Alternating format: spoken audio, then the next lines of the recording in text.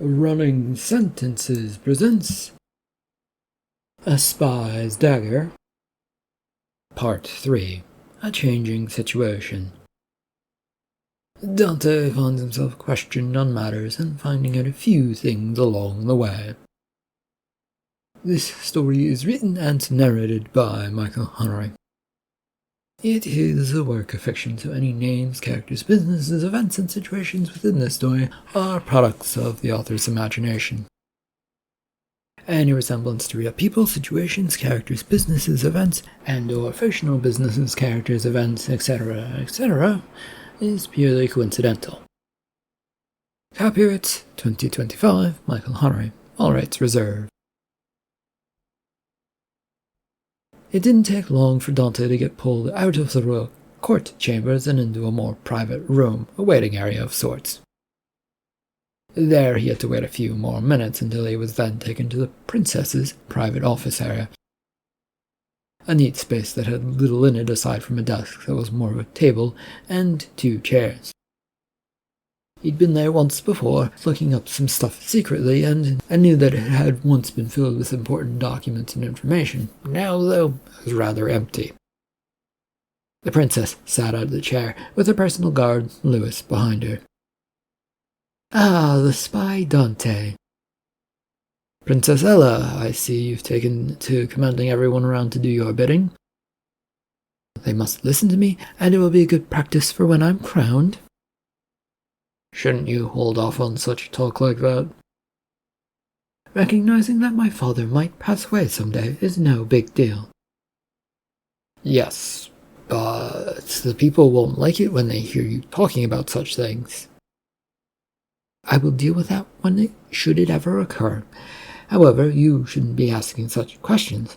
None of that is your concern right now." "Right. A poisoned princess, your sister, right when I come back. But it doesn't make sense in the least." "And why not, Dante?" "A question I'm sure you've asked yourself is why would I do that in the first place? And you came up with a reason that I have no reason to, but that's suspicious because why would I need a reason to do something? Or that I've been paid to do something by someone disgruntled within the kingdom?" She looked at him with a rather puzzled expression on her face. "You're giving me reasons to suspect you and trying to dissuade me from them at the same time?" Yes and no, princess." "You're trying to confuse me on the whole matter, then?" No, merely put things into perspective of how you might see things and how I might see how you see things. To say the least, I had nothing to do with the events, and felt you were going to go down that thought line. Better to cut it off before it gets out of hand." "Dante, you are an accomplished spy who has been known to vanish for long periods of time, even when you are right beside a person. You realize you cannot be trusted in anything you say." He kept himself standing as straight as possible and trying to keep his expression blank, best to present himself as a person who kept things as business-oriented. She would already have her mind made up on this matter, and there would be little convincing or persuading as she made up her mind on what was going to happen, and, now he was just repeating his own thoughts. "I do my work and I keep to the shadows when the work calls for it." "And that doesn't make you suspicious?"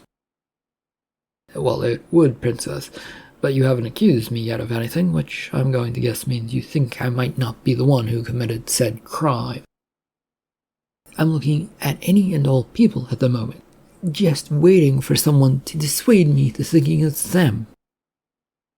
"As you should," Dante replied. "And as a result, those who I suspect will be more likely to be sent to the Reinholm estate, along with my sister." That sounded interesting and dangerous, but weird. To send people with the victim to a space where they might get a chance to try again to kill her? The princess was either trying to get her sister killed, or had some other plans that he wasn't aware of. "I'm guessing since you're telling me this that I'm on the list?" "You are not right now, but that may change. I need to ask you a couple of questions first." He nodded along and waited for these questions to begin. "What connections do you have with my sister?" None. None that I'm aware of. I've met her a few times, had talks about gardening. We were in the garden at the time, I believe, and she made a mistake of believing me to be one of the workers. The princess looked thoughtfully for a moment and then nodded to his answer, though she also made a bit of a face, like a little frown and furrowed eyebrows, which made him worry a little bit. If you were to poison my sister, what type would you have used? Well, I wouldn't. I don't do that sort of thing. My job has always been sneaking about for information, not killing. But you do know about that sort of thing? To look out for and avoid it? Yeah. I've been made aware of types of poisons. I do not know how to apply or how best to use them. It was never my forte, so to speak. How, by the way, did you know that your sister was poisoned? She merely gave him a look and turned to her guard by her side. Escort Mr. Dante back to his room and make sure there is a guard on his door. I do not want him to vanish on us.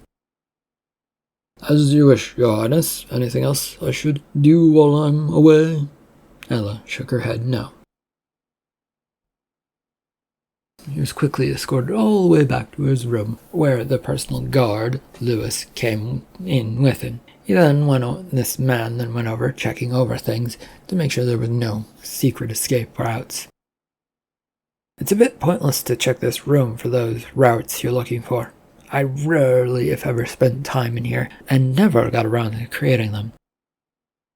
I still have to check. Well, suit yourself, no doubt, but I figured I'd save you some time since you don't want to be away from your charge for too long. The bodyguard, who'd been checking the wall nearest to Dante's bed for weakness, turned and glowered at him. That sounds like a threat. No, a mere comment at the fact that there's a poisoner out there, and you can't be away from her for too long. Unless it was you who did it. I have no reason to, the bodyguard complained. Neither do I, yet here I am accused of it. Having searched most of the place, the exception being the wall that had the door to the hallway to the castle, Lewis moved towards him. It wasn't unfriendly, but the man certainly was projecting his strength and menacing stature compared to Dante's. I like you, Dante. You would make a good associate to have, but you tend to talk too much and say things you shouldn't. It gets people to talk to me. A blessing and a curse when it comes to putting my neck on the line. The princess will only see it one way. Yes, and I'll get sent away or killed by her orders, but you seem to be trying to warn me away from something. I'm saying you're useful, but not that useful to keep around with the way you do things. You get past the guards at the closed gate. Others are already talking about taking revenge for that. With that said, the bodyguard nodded to him as he exited the room, leaving Dante to think about things. He just went and sat down on his bed to wait for some changes to occur. The morning soon slipped by to the afternoon before there was a knock on his door. Yes. Your presence is requested before the king, sir. Not from the princess? I recognize your voice, Lewis, but I'm a bit confused. The princess and the king are in agreement you should meet with him. Dante then went over to the door trying the handle, and it opened easily enough. The body of the big burly guard did stand on the way from him, getting much further. Now why would they want that? They did not inform me on why they're doing things, only that they're ordering me to do so. Dante feeling his stomach lurch a bit with uneasiness, as the fear of what was waiting for him crept over Dante. There was going to be no good that came from any of this. You act like I have a choice in this matter, Lewis. Everyone does. It is a matter of where you wind up in the end. There are good places to wind up and bad places. Yeah, I figured that. I assume you have to show me the way? Escort you? Yes. With a nod, Dante waited for the big man to stand aside so that he could leave his room. He found himself doing a lot of questioning about why this was all going down the way it was. It didn't make sense to him why they chosen him of all people to talk to. There were plenty of loyal workers who would undoubtedly do whatever work was required of them. The more he thought about it, though, the more his thoughts became a tangled mess of questions that kept coming and taking up space in his mind as he tried to answer them, but couldn't because another question would pop up. The office of the king looked much like it had the other night, though a little brighter, and the workers were busily shuffling about to get things done in a timely manner. This came to a stop when Dante was shown in, and these workers were promptly shown to the door. When the room was cleared aside from the king and the princess, King Horn looked up from his desk and the map he'd been studying. "Mr. Dante, I see you came." "I didn't have a choice, sir." Right. Yes, swords and daggers and problems and all of that." "Yeah, those things. I'm sorry to hear about your daughter being poisoned and all, but I will proclaim my innocence in the matter." "That is Ella's concern, not mine." "Sir, your own daughter is not your concern?" "Yes, she is, Dante, but I cannot deal with it at this time. I have more pressing matters to attend to, and I need to watch over this kingdom." The bodyguard, Lewis, came up alongside Dante and roughly pushed a paper towards him. He took it, examining the words on it. It was a notice for people to congregate and meet to talk about the state of affairs. A commoners' meeting to have their say, no doubt. But it wasn't for the capital, Dante thought about as he read through this. This is around the same place, this meeting thing is around the same place Ella is sending her sister to recover? Is it? Oh, I hadn't noticed. He looked to the king, who had pretended to look a shock on his old weather face that made lots of wrinkles pop up. It didn't suit him at all. "I'm sure you did not. I take it you're looking to send someone down there to look at matters?" "Not officially." The interruptions by Lewis was a surprise, and not a welcomed one either.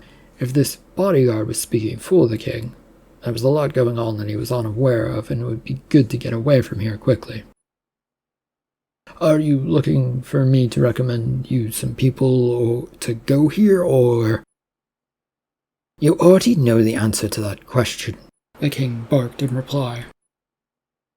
"I vanish off into the shadows only to appear at this place?" "Not exactly."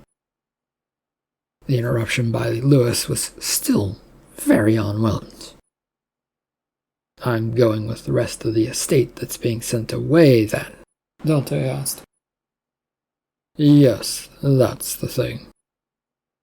"It is, I feel, a better cover for you, Dante, than just suddenly appearing there." Dante looked between the two men, trying to figure out if this was a good or a bad thing. The princess sat off to the side, sort of just listening, but not saying or contributing anything as she watched all that was going on. Dante sided with the bad, since they didn't know about moving around in the shadows. Any plans would not survive, and there would be complications which they hadn't thought up of, or which might be nasty should they want him to follow strict orders. "Two things and problems that I have if you are to send me on this job." "Yes, out with them. We don't want to have problems arising once you've gone to do this mission." He nodded to the king, thankful that he was actually listening to him and giving him a chance to speak. Ella knows of this plan and that you're creating all of this that I have to follow to the letter or to the T." "Yes, I know of it, and I've made aware of things that should be going on around the house, but I've not been told all things. Father there is keeping a secret with whatever the map is." "Yes, I don't want my daughter to know all of the things that spies and such get up to. As for the plans, I know you well enough to think you don't want us planning it for you." "Forgive me, Your Highness, but once in the thick of things, the situation often changes too quickly to follow any plan." "It's fine. I just want you to go there and get the information on what's going on at that little meeting, okay? The king said. Are you willing to take this job on, Dante? He really didn't want to or to answer Lewis's questions. Something about it told him that it wasn't quite right. What that was, though, he couldn't quite tell yet, and there was no reason to say no to a king, a bodyguard, and a princess. I guess I will help out. You've been escorted to a weapons storage area after his conversation with the king and the princess and the guard. There he was allowed to pick up some equipment for his little journey, though he figured staying light and taking as little as possible was probably the best option. The bodyguard Lewis had stayed with him, keeping a careful eye on him. Is there a reason you're here? I know how to find my way about here. My plan is to escort you to the proper places at the proper time. Nothing can look out of place, which means you're going with the whole roadshow to the estate. Dante did his best not to sigh out loud. Yes, he'd agreed to this, felt silly with all the restrictions being put on him to get there. He knew when to show up and where. This extra work just felt like it was being set up to give him something to worry about. Well, I'm done assembling my stuff here. I can scrounge up other stuff on the place we're being sent, I suppose. Am I allowed to make a request for goods once I'm there, or am I completely on my own? I'm not sure, but I assume you will be on your own, so that no one gets caught should the plot be uncovered. And this meeting with the people, commoners do this all the time within their towns. I don't see how or why this is worthy of the king's attention, unless I'm missing something. You should have brought that up with the king when you could talk to him. Now you deal with the situation and learn what you can. Disappointed he hadn't managed to get the bodyguard to talk more about things, Dante moved towards the door, the careful, watchful eyes of Lewis never leaving him as soon as he moved. So, where are you taking me next? Where's my carriage ride? Another in the back of a police wagon begin now. Back to your room. Tonight you'll depart with the others, but I don't know exactly when that will occur. Are you sure you're ready? Well, I don't want my links to the castle and the king on me when I slip away from the prison I'm being sent to, Dante replied. It is not a prison, the guard started to say before being cut off. It is. Don't pretend it isn't. When night had come, Dante found himself escorted down to the castle grounds where a large group of people had been gathered. It didn't take much to guess why they'd all been gathered, as they were guarded and being told to get aboard carriages. Dante soon found himself joining the line and being pushed aboard one of the carriages. Watch your hands. That's my wife's ass that you're pushing, guard, and I will not allow that. She's going too slowly and delaying the whole process. That's not her fault. You lot don't know how to get people into lines and safely into carriages. This man continued to complain. Don't care about safety. But that's another thing. If you don't care about how things, then people won't want to do them. Have a stiff back and clear orders, and the world will follow you. Good for them. Get in the carriage, Lord Snick. With a grunt of annoyance this man did, though he asked one more question. Where are we even being taken? They didn't tell me, and you don't get to know. Dante found himself next in line, but was stopped as he started to step up. The carriage door was slammed shut, and then rattled off as another approached. What a lovely show for people, Dante said to no one in particular. What was that, sir? Nothing, talking to myself mostly. I'm sorry, you're having a bad night. Not so bad. Get to push people around and tell them when to shut up. Usually it's the other way around. The carriage that would seat about 10 or so people now had come to a stop before them. The door wasn't thrown open yet, as the guard had to go reach for it. Lucky you. When the door was open, he hurried in, since it was easier than talking some more. The ride was slightly bumpy and had, at some point, taken an underground tunnel that wound them secretly through the city streets. The windows of the carriage only gave them the briefest look about at places as the horses were being ridden hard. Dante had stopped watching after a while, but when he caught the scent of the ocean water, he looked up to see that they were approaching docks. 2 boats were tied up, and people were being loaded into one of them. Their own carriage had come to a clattering stop next to another one. "Everyone out and get ready to board the ships. No complaints are welcomed." "Where are we going?" "I said no complaints, Lord or Sir or whoever you are." "It wasn't a complaint, it was a question. Do you know the difference between the two?" A soldier pushed the man towards a gangplank leading up to the boat. "Yes, and in this case I do not care. Get aboard. You'll be sorted and given a small space for yourself." "How long will this trip be?" Another voice, this one female, called out. "I'm not the captain, miss. A couple of days, maybe, who knows, and it isn't my problem. No more questions." The lady who'd asked the question was now pushed towards the gangplank with a heavy shove. Dante was glad that someone else was being stupid enough to ask, since it gave him a little information to go off of. His brain was still trying to figure out why they were sailing out of port to the estates, but then again, if the king and the princess wanted to keep something secret, it was probably the best way to do it, especially in the dead of night. The vessel next to theirs cast off its lines and began pushing away from the docks, its sails not coming down but lowering a bit to help them get underway. That vessel was a tiny sloop compared to the massive 4-deck ship they had been getting on. A retired naval vessel ship of some sort, if he had to guess, or captured one that the Navy realized wasn't good enough for them. Either or. "Get aboard, come on, the faster you do this, the less time you'll have to spend in your small quarters aboard the ship." A rough hand pushed him towards the gangplank, which he didn't resist at all, though the boarding plank looked like it didn't want to support much of anyone anymore. With a grimace, he waited until it was clear of anybody walking on it, and then bolted up it in case it did decide to snap. 2 days of sailing, or what had felt like 2 days, went by. There had been food and water delivered to his little spot in the hold, along with everyone else who'd been stuffed down into their space. No one had been allowed to move beyond their spots, and a constant guard made sure of that. It felt like morning, or close to it, as Dante, as he stood and stretched out, his movements drawing the nearest guard's attention. "Don't think of doing anything." "Have I tried to for the past couple of days? I'm only stretching." "I don't need smart talk."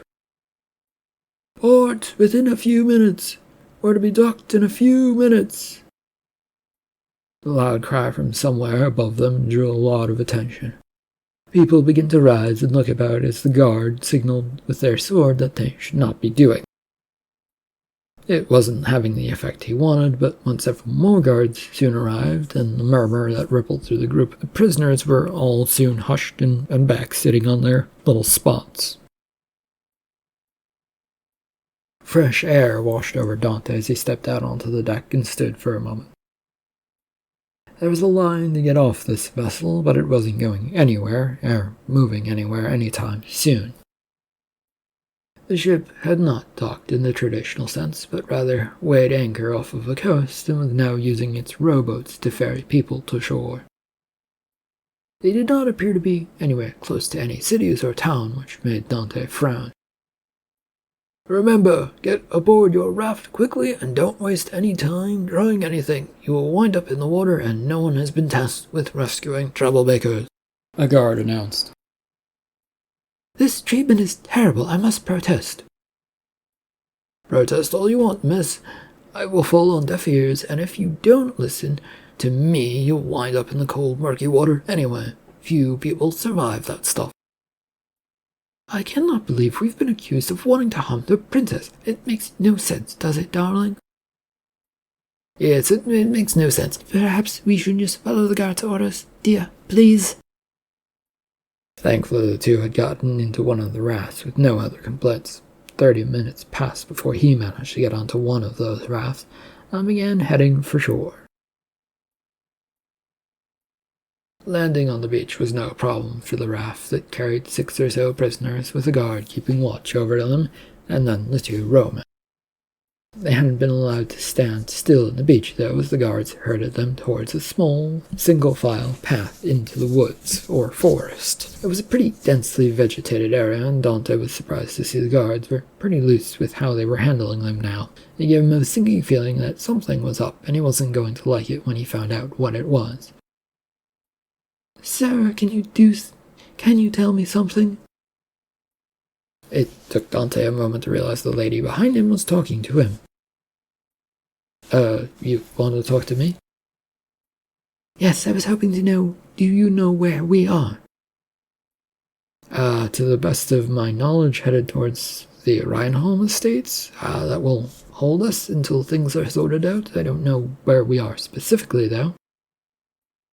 "Why not?" "Because I wasn't told that. I don't know where we are." "Oh, you're of no use." He nodded to that and was thankful that's all she seemed to want to talk about.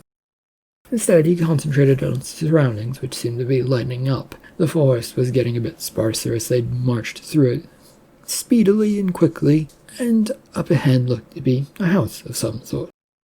"You're almost to your new home. Keep walking, and remember you're here until this matter is settled. Any grousing about the conditions will cause you to be put to work at the house. Consider your words carefully." Those were strange orders that made Dante worry even more. Combined with the casual nature of the soldiers that they were taking, it was sounding like this place was remote, and that getting anywhere around here or getting off of here would not be easy. "I'm really not going to like this situation, am I?" He muttered this to himself as he emerged onto the grounds of the rather grand-looking estate. It had stretched up high, at least 4 stories, and spread out 30-some thousand square feet. The house was large enough that it felt like it swamped, seeing anything around it. "Into the house with all of you. I want no complaints about anything. Hurry up." "This is where we're staying for the future?" Dante asked the guard. "Yes, it is. No more questions. Get moving." There were murmurs through the crowd, but they were quick to get moving. The small pathway led them to the garden, which turned into a stone walkway leading up to the back door. It was a short walk there, with a few servants greeted them with bows. "We will be making our stay here palatable. Please feel free to ask us any questions, and if we can, we will help you," a man in a butler's uniform said. "Please know that there are only 7 of us, and we can't be everywhere at once, though," a female housekeeper said. "We will have to wait your turn, otherwise the staff will quit and leave this place." This caused more murmurs as the group shuffled slowly into the house. Dante kept track of everything as possible. Dante was keeping track of everything he possibly could, noting that there were fewer guards that were following them inside, which was interesting. Perhaps they had to live here too? Despite the large size of the house and the tons of bedrooms, some people wound up sharing rooms.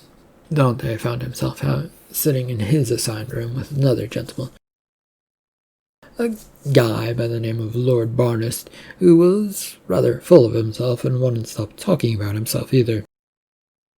"I don't know why they keep insisting on putting me here. I should have my own room. They have plenty of rooms." "I'm sure they do. Maybe you should go and ask about it again," Dante offered. "Oh, no, they already gave me looks. You should go, though, Mr. What was it again? Whatever your name is."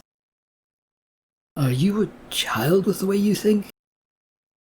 The man gave him a wildly confused look and shook his head at him. "What? No, go do something else." "Fine, I will." Dante didn't go to try and find any of the guards, instead heading out to the house and towards the front lawn. The afternoon was upon him, and along with a rather annoying heat that sweltered about this space. He took a look around and found no guards or servants moving to stop him from doing anything, and there were also a few other people out and about taking care of whatever. A gentleman of some sort was strolling up the stairs towards the front door that he'd just come out of. "Oh, excuse me, I'll step aside for you," Dante offered. Yes, young man, what can I do for you?" Do you know if the guards have stopped you from leaving or anything like that?" The man gave him a troubled and surprised look. "No, nothing like that has happened. Why would you think that could happen?" "They were very eager for us to get here and keep us here." "No, they've done nothing like that tonight. No, I think if they are here, they're mostly in the house right now." Thank you. Sorry for bothering you." Dante said this with a polite nod to the man and stepped further down the stairs and out of the doorway before coming to a stop.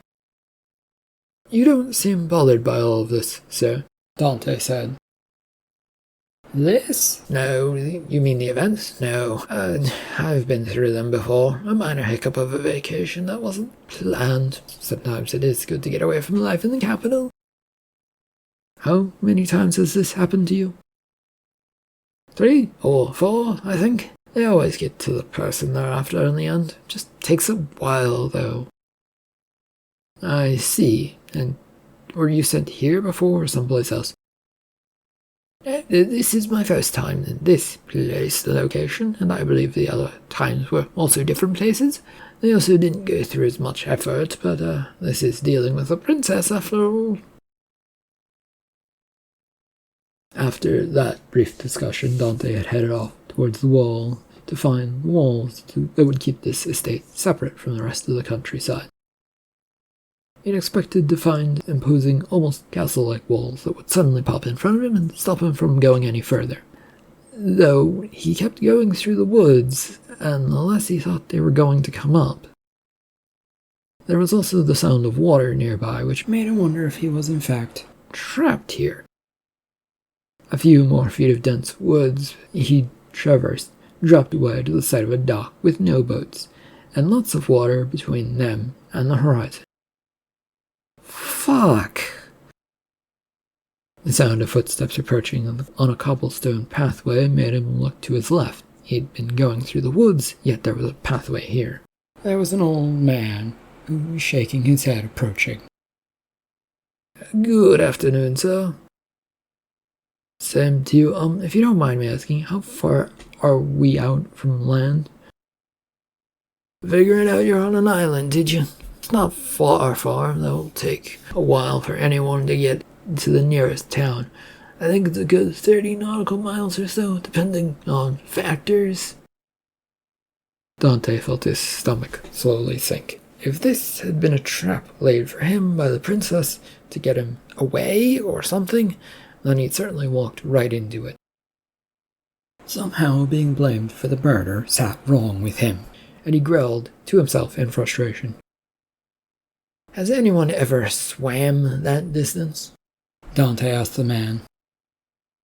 "Not as far as I know, sir, but someone probably will do it at some point. Always a risk-taker out there who thinks they can take on the world and the ocean. You thinking of doing it?" Dante shook his head. "I'm a fool, but I'm not that big of a one." His problem was, as he turned to walk away, that he might in fact need to do that swim. There was likely not going to be a way off of this place for at least a little while. His mind began turning over ideas that would get him out of here, but they were quickly being rejected as he stormed off back towards the house. End of part 3 of A Spy's Dagger. Thank you for listening.